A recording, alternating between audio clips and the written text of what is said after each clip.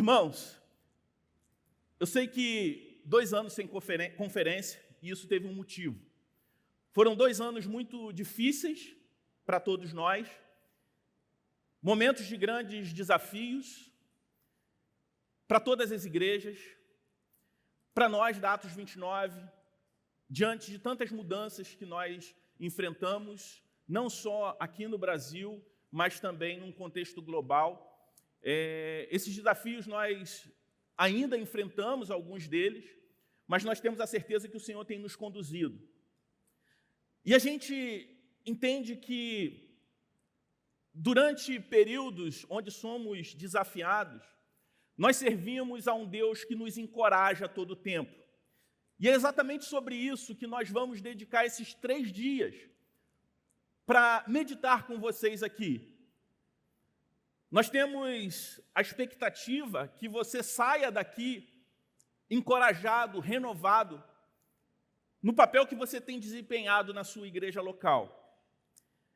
E por isso que nós escolhemos, para toda essa conferência, o texto sagrado de Apocalipse 2 e 3.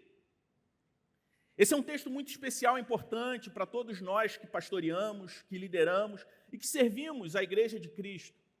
O texto conhecido como as 7 cartas às igrejas da Ásia Menor, eles não falam somente sobre aquelas igrejas do primeiro século. Mas esse texto tem a ver sobre nós também hoje, em 2022, que também fazemos parte da Igreja de Cristo. Por isso, antes de ler o texto, eu gostaria de fazer algumas considerações com vocês. A primeira consideração que eu gostaria de fazer é que, ainda no primeiro século, aquelas igrejas, elas já enfrentavam grandes problemas. Um desses problemas era a perseguição.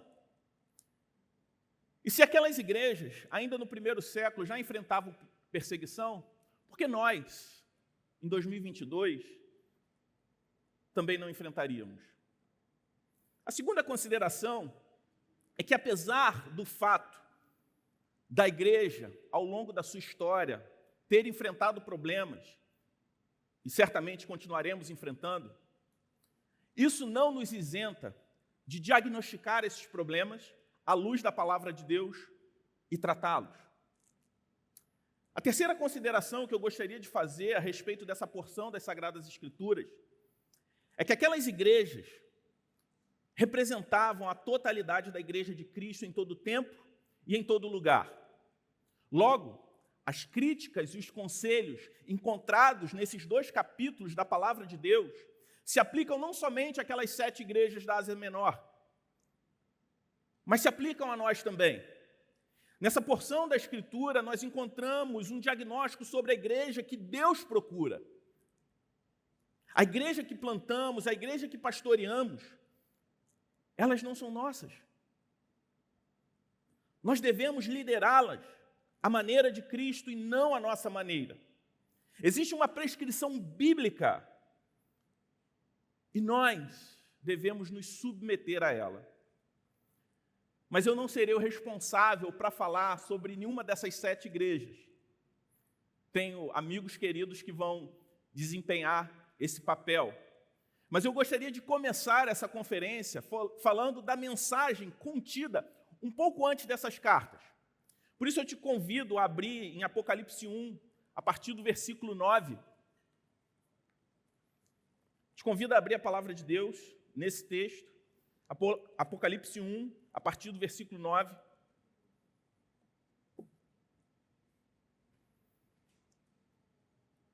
A palavra de Deus diz assim: Eu, João, irmão e companheiro de vocês na tribulação, no reino e na perseverança em Jesus, estava ali na ilha chamada Patmos, por causa da palavra de Deus e do testemunho de Jesus.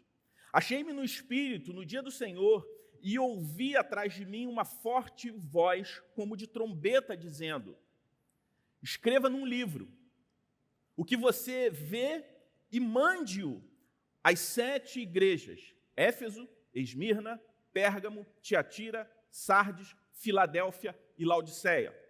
Voltei-me para ver quem falava comigo, E ao me voltar, vi 7 candelabros de ouro, e no meio dos candelabros um semelhante a um filho de homem, com vestes talares e cingido, à altura do peito como um cinto de ouro.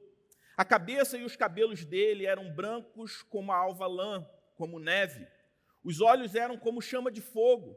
Os seus pés eram semelhantes ao bronze polido, como que refinado numa fornalha. A voz era como o som de muitas águas.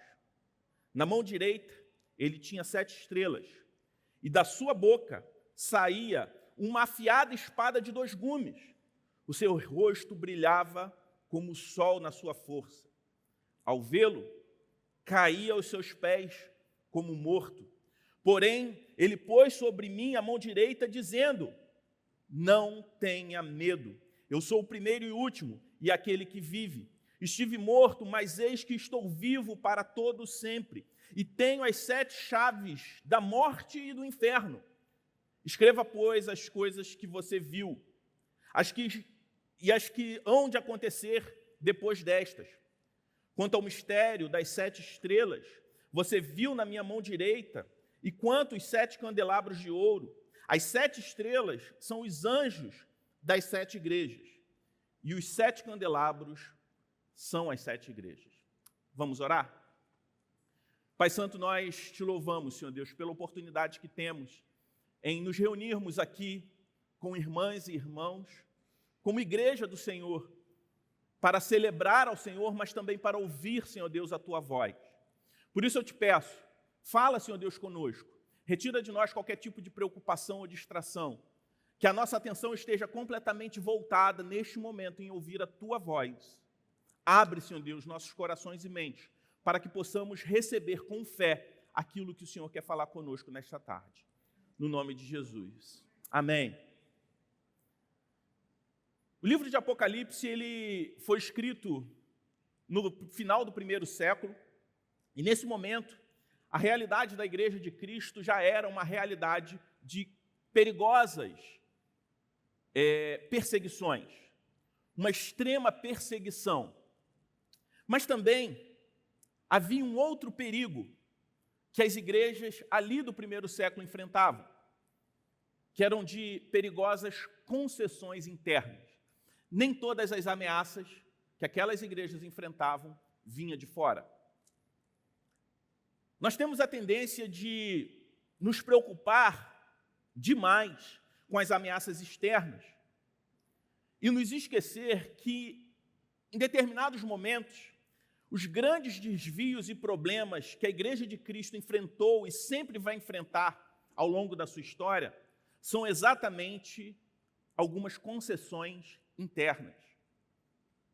João era o último apóstolo vivo. Estava preso por causa da sua fé em Cristo. E mesmo naquela condição adversa, ele continua servindo a Igreja de Jesus. Mas antes de saber o que ele deveria escrever às igrejas, foi-lhe mostrado quem é o cabeça da igreja. Antes de conhecer o conteúdo a ser transmitido, foi mostrada a autoridade soberana de Cristo. E isso aponta para nós a urgência que a nossa consciência deve ter em obedecer a Cristo. Para isso, João teve a impressionante visão do Cristo como ele é, o Rei dos Reis, o Senhor dos Senhores. O apóstolo João contempla a irresistível glória de Cristo, o Jesus ressurreto. Interessante essa reflexão diante da grande crise de autoridade que a nossa sociedade enfrenta de forma geral. Cristo se revela como autoridade para João. E a gente vê isso e compara com a crise de autoridade que a gente vê nessa geração presente. Ao ponto de a palavra autoridade, em muitos contextos, ter uma conotação muito negativa. A autoridade na família, por exemplo, a cada dia que passa ela vem sido desconstruída. Homens que abandonam suas responsabilidades no lar. A autoridade paterna está sendo atacada por uma cultura secular. E como consequência, o que nós vemos? Uma geração completamente indisciplinada. Da mesma forma, nós vemos crises de autoridade no Estado, nas escolas e nas mais diversas organizações. Mas o pior, por vezes nós vemos isso ocorrendo nas igrejas. E essa crise de autoridade afeta a saúde das comunidades de fé. Essa dificuldade com autoridades, quando influencia a própria igreja, a autoridade bíblica ela é substituída por opiniões meramente humanas. O senhorio de Cristo ele é rejeitado, a liderança pastoral subvertida. Se a sociedade e a igreja querem atuar corretamente, eles precisam entender, eles precisam se submeter à autoridade de Deus. Portanto, a visão do Cristo ressurreto, do Cristo glorificado de João, é para nós, antes de tudo, um encorajamento a partir da realidade de que o Rei dos Reis é o dono da igreja. E que esse dono da igreja, ele está voltando para o seu povo. E esse povo precisa ser encorajado enquanto é perseguido. Esse mesmo povo precisa se manter fiel, resistir às perseguições e, talvez o mais importante, não fazer essas perigosas concessões. A mensagem de Apocalipse é um remédio muito necessário e sempre oportuno para todos nós que servimos a Igreja do Senhor. Por isso, a partir da porção da Escritura que nós lemos, eu gostaria de destacar 3 realidades contidas nesse texto. A primeira delas nós vemos logo no versículo 9, quando diz: Eu, João, irmão e companheiro de vocês na tribulação, no reino e na perseverança em Jesus, estava na ilha chamada Patmos, por causa da palavra de Deus e do testemunho de Jesus.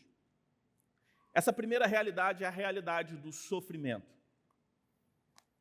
João, quando escreve Apocalipse, ele se encontra no exílio, ele se encontra preso. João não está preso por ser um criminoso. João não está preso porque foi infiel, mas ele está preso porque foi fiel. Ele está preso porque ele testemunhou a Cristo. João, assim como Pedro, Paulo, ele recebe a maior revelação e chega ao ponto mais alto da sua relação com Deus em um momento de muito sofrimento. De muito sofrimento e de muita perseguição. Esse sofrimento se identifica com o próprio sofrimento de Cristo. Que o ápice da sua obra redentora foi na própria cruz, onde ele experimentou o cálice amargo do sofrimento.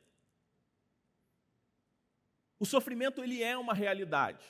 Embora ele seja uma realidade, o ministério não se resume ao sofrimento. Mas isso não significa que no ministério nós estamos isentos do sofrimento.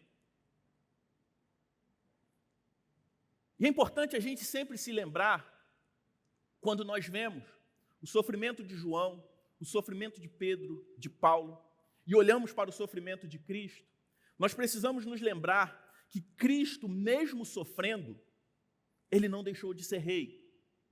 Mesmo na cruz, ele não deixou de ser rei.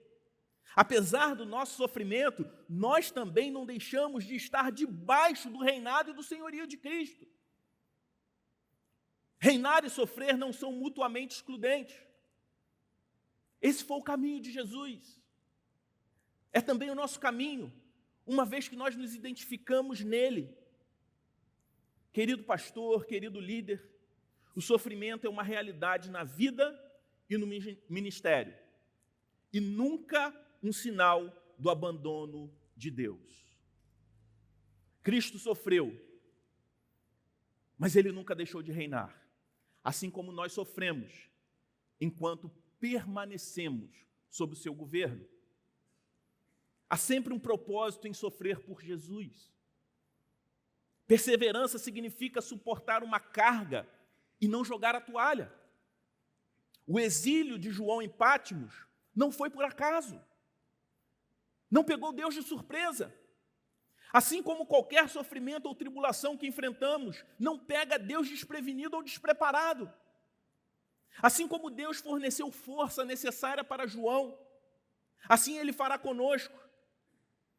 Isso me faz lembrar daquilo que está escrito lá em Tiago 1,4, quando diz o seguinte, a palavra de Deus: ora, a perseverança deve ter ação completa, para que vocês sejam perfeitos e íntegros, sem que lhes falte nada.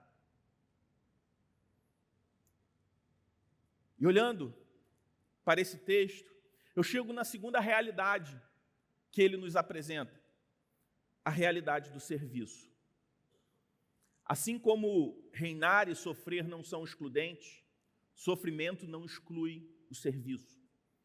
O sofrimento não é um sinal, nem um motivo para jogar a toalha, para desistir. Pelo contrário, servimos apesar do sofrimento. Servimos mesmo que soframos. Porque nada se compara ao privilégio de poder participar daquilo que Deus está fazendo. Sofrimento nenhum se compara ao privilégio de ser parte da obra do Senhor no mundo. Quando as tribulações te desmotivam e te tentam parar no serviço à igreja de Cristo, é como se você admitisse que o seu sofrimento fosse maior do que o privilégio de servir. A alegria fosse maior do que a alegria e a maravilha da obra de Deus. Por isso, João ele se identifica como companheiro do serviço e também do sofrimento. Apesar do exílio, apesar da prisão injusta, João continua servindo. Ele está atento à voz de Deus. E de onde ele estava, ele faz aquilo que era possível, servindo a igreja de Cristo. Não servindo simplesmente aquelas 7 igrejas, mas servindo a igreja de Cristo, de todos os lugares e de todo o tempo. E por isso eu gostaria de destacar a terceira realidade que o texto nos traz: o encorajamento. Essa é a realidade que eu gostaria de focar nessa mensagem. Que apesar do sofrimento, perseveramos no serviço. E para que essa perseverança aconteça, nós somos encorajados. E como João é encorajado?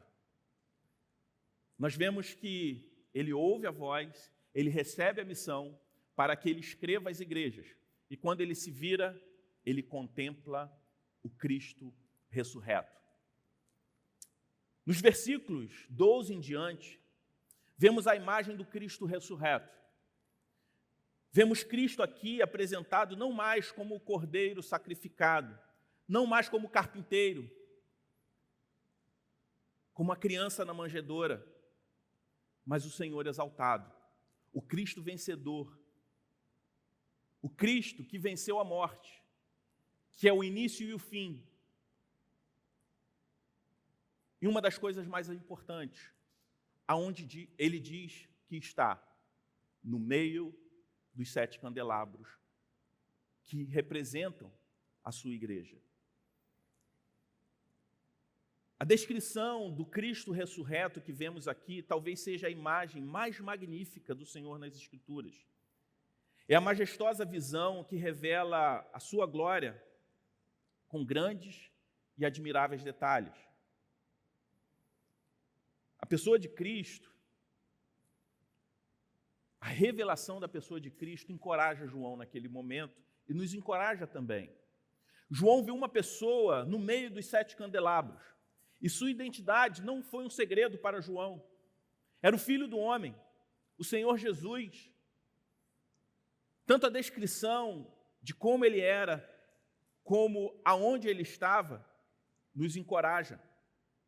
Na visão de João, eram 7 castiçais, Esse número representa a totalidade, representa as igrejas, como nós estamos falando, não somente da Ásia Menor, mas a igreja de Cristo, de todos os tempos e de todos os lugares. O que Jesus declara aqui servirá a todas as igrejas e crentes de todos os tempos. A sua localização no meio dos 7 castiçais, ou no meio dos 7 candelabros, que são as igrejas. O candelabro por si só não é a luz, mas é o suporte para a luz. O candelabro tem essa função. Assim como a igreja é o suporte para que a luz de Cristo brilhe nesse mundo de trevas. O castiçal também era feito de um metal nobre. E a nobreza de um material está ligada ao valor que alguém está disposto a pagar por aquele material. Isso também aponta para o valor da igreja de Cristo, aquela que foi comprada pelo precioso sangue de Jesus. Portanto, não só a localização no meio dos castiçais, a descrição também é muito importante, porque João ele não vê um homem qualquer, mas ele vê o Filho do Homem, um título messiânico usado várias vezes no Antigo Testamento. Ele se apresenta como Filho do Homem, aquele cujo governo não tem fim, aquele que é o início e o fim, que governa o universo, aquele que é perfeitamente Deus, como fora perfeitamente homem. Na visão de João, Jesus ele aparece com vestes de autoridade. E esse que se veste de toda a autoridade, ele anda no meio da igreja do Senhor. Os cabelos brancos, como aspecto da sua sabedoria. E é interessante, porque esse é um aspecto extremamente positivo, mesmo que na cultura de hoje, as pessoas respeitam cada vez menos o processo de envelhecimento. Na verdade, a pessoa ela é admirada se conseguir continuar parecendo jovem para sempre. Como se a velhice não trouxesse nenhum tipo de dignidade. Mas na palavra de Deus, nós vemos, por exemplo, no livro de Provérbios, dizendo que uma cabeça branca é uma coroa de glória. Uma das razões que nós não queremos envelhecer, que as pessoas não querem envelhecer, é que nós associamos a idade ao enfraquecimento, à doença, à perda da capacidade de enxergar, de ouvir, de raciocinar como antes. Mas todos esses aspectos negativos não pertencem ao envelhecimento pelo envelhecimento. São aspectos da nossa natureza caída. Uma vez que a visão de João foi do Cristo ressurreto, que não possui nenhuma influência do pecado, a maturidade só possui os aspectos positivos da idade, como sabedoria e experiência. Os olhos, como chama de fogo, aponta para a sua visão onisciente sobre todas as coisas. Seus pés de bronze, sua voz como o som de muitas águas. Os seus olhos de fogo aponta para nós que cada igreja, que cada crente, ele é transparente aos olhos de Deus. Não há nada oculto acontecendo na sua vida, na vida da sua igreja, que o Senhor não conheça, porque aquele que anda no meio de nós possui uma visão onisciente, ele sabe de tudo, ele conhece os seus desafios, os seus sofrimentos, as suas dores, conhece também os nossos pecados. Ele conhece os bastidores da sua igreja. Ele conhece até mesmo aquilo que está acontecendo nos bastidores, que talvez você, pastor, não saiba que está acontecendo, mas aquele que está no meio da igreja, o supremo pastor, ele sabe. Seus pés de bronze, sua voz como o som de muitas águas, apontam para a sua força, para o seu poder, a sua autoridade e também o seu juízo. E esse que é detentor de toda autoridade, de todo poder, e é o perfeito juiz, está descrito como aquele que tem as 7 igrejas em suas mãos. A visão do Cristo glorioso deve nos trazer temor e também inspiração. Essa noção da pessoa do Cristo glorificado e sua autoridade nos leva a uma importante certeza. A igreja não pode ser regida por qualquer homem ou liderança meramente humana, nem tampouco por membros privilegiados, nem tampouco por estruturas meramente denominacionais.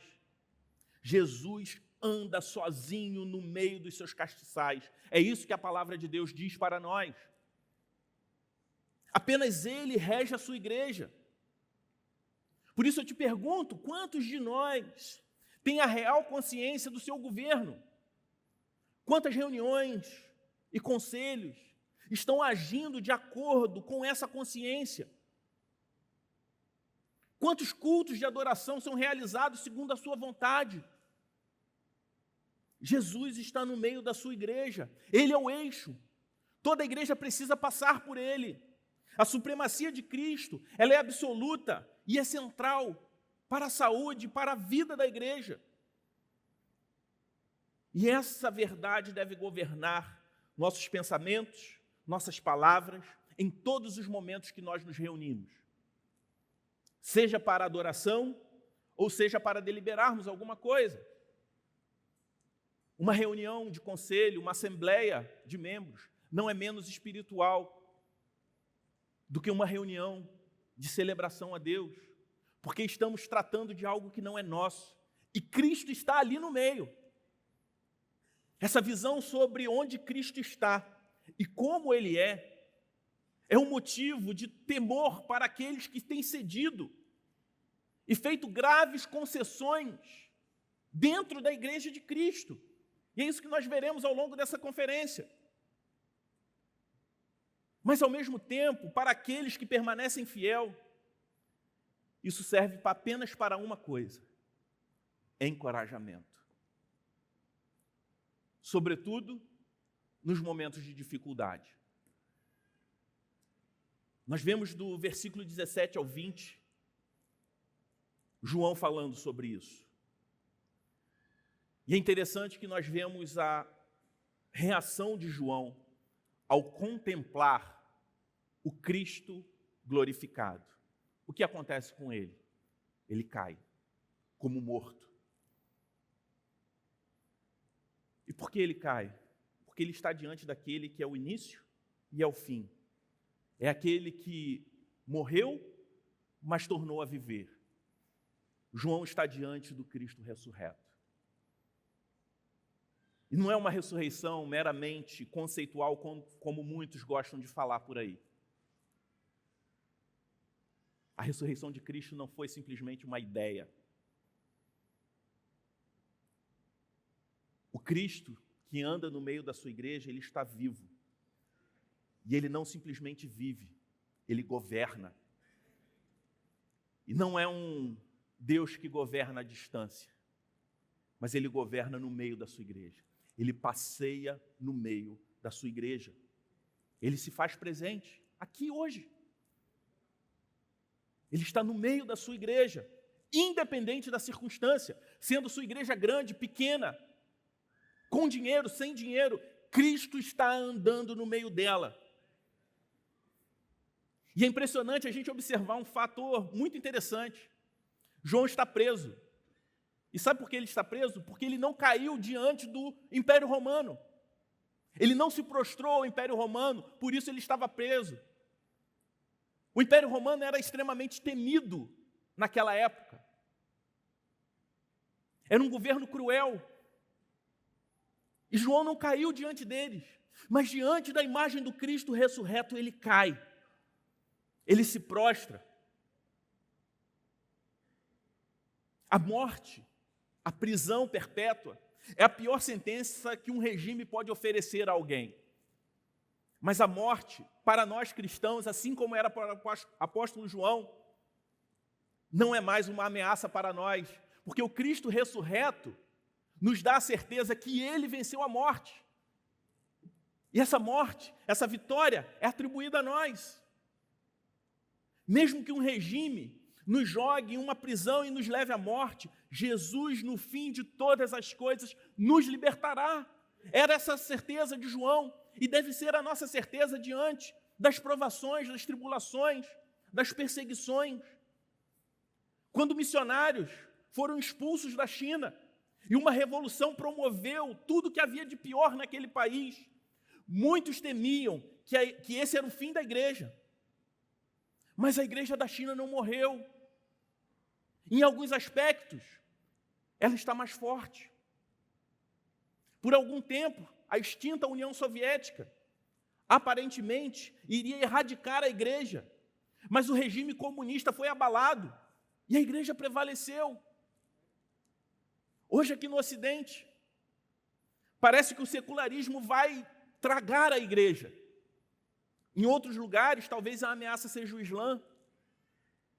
Mas o que nunca podemos duvidar é que o Cristo ressurreto, que sustenta, sempre sustentará a sua igreja. Por isso eu gostaria de caminhar para o encerramento dessa mensagem, citando algo descrito um pouco antes da porção que nós lemos, nos versículos 5 e 6, ainda no capítulo 1 de Apocalipse, quando a palavra de Deus afirma para nós que os cristãos, nós fomos libertos dos nossos pecados pelo sangue de Cristo, e que Ele nos constituiu reino e sacerdote para servir a Deus Pai. Isso é uma alusão ao momento que o povo de Deus se reuniu no Monte Sinai para se encontrar com Deus, ouvir a sua lei e entrar em uma aliança com Ele. Ali, Deus lembrou que havia libertado o seu povo da escravidão. Agora, quando nós lemos isso, nós que somos o povo da nova aliança, isso nos lembra que nós fomos libertos da escravidão do pecado, fomos libertos da morte. Israel, como nação, deveria tornar Deus conhecido ao mundo, deveria ser luz para as nações e um testemunho vivo da bondade do Senhor. Aqui, vemos que agora nós, a Igreja de Cristo, somos esse reino sacerdotal. E as nossas vidas juntas devem cooperar a fim de atrair as pessoas para Deus. Porque a testemunha fiel, morreu para que possamos ser testemunhas fiéis hoje. Isso nos impulsiona ao evangelismo. O evangelismo não é uma opção particular, da qual somente cristãos interessados por essa área devem participar. O evangelismo é uma qualidade central da identidade de todo e qualquer cristão. Por isso, nós existimos como instituição, por isso que plantamos igrejas, investimos, por isso que nós estamos aqui reunidos. A mensagem para aquelas igrejas é também para nós. Em meio à hostilidade e à pressão, nós podemos conhecer a graça e a paz de Deus, porque o Deus Pai Todo-Poderoso, porque o Deus Espírito está presente no meio de nós. O Deus Todo-Poderoso é o nosso Pai, e o Deus Filho é o pleno conquistador que está entre nós. Vamos orar? Pai Santo, nós te agradecemos, porque o Senhor é o dono da igreja, porque Tu és o Senhor da igreja, e nós somos apenas cooperadores. Nós Te louvamos porque, apesar, Senhor Deus, das nossas falhas, dos nossos pecados, de tantas imperfeições que temos, o Senhor misericordiosamente nos concede o privilégio de poder servir a Tua obra. E nós Te louvamos por isso. Nós pedimos que essa conferência seja um momento muito especial na vida, no coração de cada um que está aqui, de cada um que estará conosco mais tarde à noite, para que possamos sair daqui encorajados para servir com ainda mais fidelidade e zelo a Tua igreja. Essa é a nossa oração que nós fazemos no nome de Jesus. Amém. Que Deus te abençoe.